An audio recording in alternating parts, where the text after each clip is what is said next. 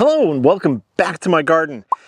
Today I'm going to be doing something that I really should have done years ago. Honestly, seriously, I'm the worst gardener. Hopefully you guys can see this. I have what appears to be one sedum and a partially eaten one here. And little did I know that the deer love to eat sedums. If you're new to the channel, I live in eastern North Carolina. I'm in a fairly rural area and I have herds of deer that on a regular basis come strolling through my neighborhood. And yeah, every once in a while they get into the flower garden because there's no fence or anything, and they'll just munch on things like the sedum here. Funny enough, last year didn't touch the sedum at all, but this year, yes, they have gone to town quite a few times on it. Don't know why, don't care. Either way, we're going to save these sedums. So the first thing we're going to do is dig them up. Now, once upon a time, I had a label for one or both of these. Actually, yeah, okay, these green ones over here I have a label for. This one I do not. This one came with me from New York. And yeah, it's pretty, there's a lot of damage here and it's pretty rotten. So what I'm going to do, along with pulling some weeds here, is I'm going to find out, because I see some, what looks like good stems. See, this stem looks pretty beat up, but it may still be viable, maybe. So if I plant this up, theoretically, cut it back, it may grow into a whole new plant. Not sure. Gonna pull it out anyways. This one too. Now this plant seems to have suffered possibly from some root rot as well as the deer nibbling on it. Oh yeah. Oh yeah. Yeah, so this plant is pretty shot, but there still might be a chance for some of it. So that's what we're gonna do. I don't think so. Doubtful. Maybe there's some new growth on the bottom here. And I'll show you guys a close-up of that later. There's actually some new roots on this piece, and not so much that. So we're gonna take that with us. Is that just weeds or also new growth on this one? All right. What I'm going to do is I will show you all the new growth when we get back to the potting bench. So it looks like in the end, I will wind up with a lot of new sedums. Some of the root rot that I'm encountering could be from the age of the plant. I think this plant I think the plant I just pulled up is probably about 10 years old at least. So it could just be part of the natural, the main core dying off. I have gnats in my face, sorry. Could be part of the main core dying off because the plant is so old and then it starts pushing out new or younger growth. Or it could just be root rot from the extensive rains that we got back in September. Either way, I'm going to get another bucket and see if we can pull these two guys up. Let's see about these. Now these two sedums are autumn fire sedums. I should have grabbed a bigger shovel. This plant might also have some root rot. Or again, it's just the natural division of things. If you've grown sedums before, if you have experience with sedums, please leave those comments below. I don't know a lot about sedums. I know they like free draining soil. I know they put on a nice display of displays, but that's pretty much it. I think we're gonna get a lot of plant divisions out of all these. Alrighty, that's all the sedums. This one looks much healthier. Although again, I'll show you the close-up damage of the deer.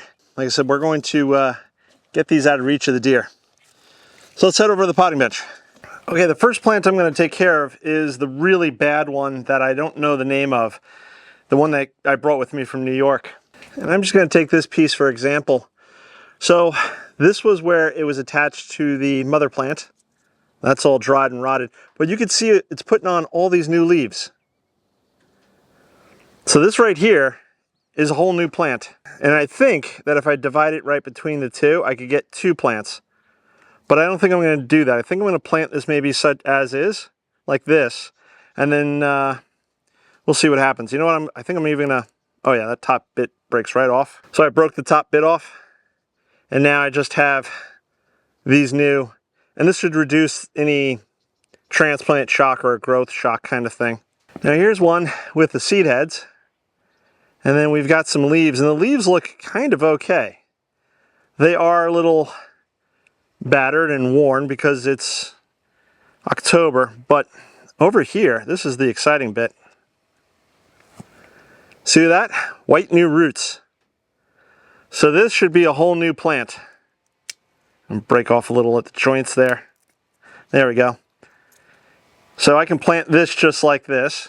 And here's another one that I think you can see those white roots in there. So I'll do the same thing, plant this one up, so on and so forth. I'm not going to sit there and bore you guys with every single piece. Well, the other thing I think I'll do is cut the seed heads off. There's no reason for it. I'm trying to save these plants right now, and they're probably suffering through a bit of transplant shock, I would assume, guess, maybe, speculate. If you guys, again, I'm looking at you experienced gardeners out there who may be watching this channel, maybe laughing at me. But if you've grown sedums before or have experienced with sedums, please let me know below in the comments. So now from those few plants, I got one little one, two little ones, 3, 4, 5, and 6.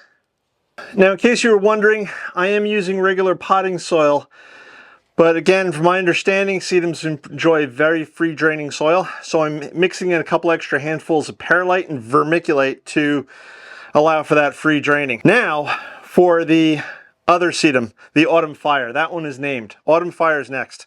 All right, so I just cleaned this one up a bit, but let me show you some of the deer damage. And I think you can see, or hopefully you can see, some of these leaves are sort of cut. And that's where the deer was nibbling. And some of these stems, so like here's an example of a stem. I don't know if you could see that. That one's cut back. This one too. This one's nibbled on. Quite a few of these. And you can see how the leaves are sort of squarish. That's where the deer were nibbling. So what I did off camera is I went through, I pulled off this nice chunk.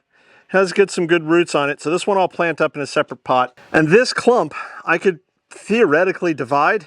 And if you think I can divide this, leave those comments below.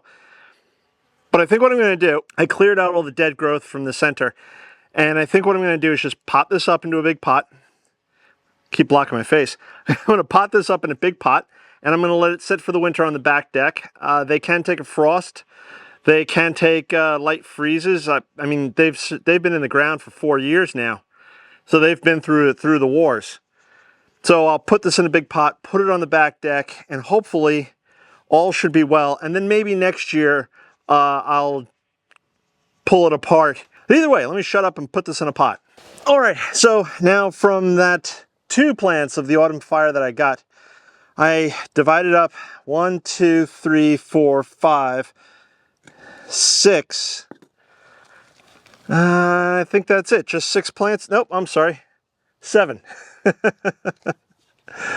7 plants, which isn't too bad. I probably could have done more, but some of the pieces look like they had a little bit of root rot, and I don't want to introduce that into a plant, obviously. And other pieces just look a little too sketch, or just didn't look like they would survive. These are potted up. They're all watered in now. I still have to label the Autumn Fire ones, which I'll do momentarily off camera, so as not to bore you guys any more than you're already bored. And if you were curious, and if I didn't mention it in the beginning, I will be creating a playlist for this 30-day challenge that I'm doing, where I'm producing a video every single day for you guys. And I'm trying to check off another task that I need to get done around here in the garden for the fall/winter. Either way, if you haven't subscribed, please subscribe, click that bell icon to be notified when I do post a new video. This way you can follow along, see what I'm doing next. I'm not even sure what's coming tomorrow. I have to figure that out still. And if you want, please check out those links below in the description, or head over to growinggreenfinger.com and see what I got going on over there. That's going to wrap it up for today. I'm going to catch you on the next one. Bye-bye.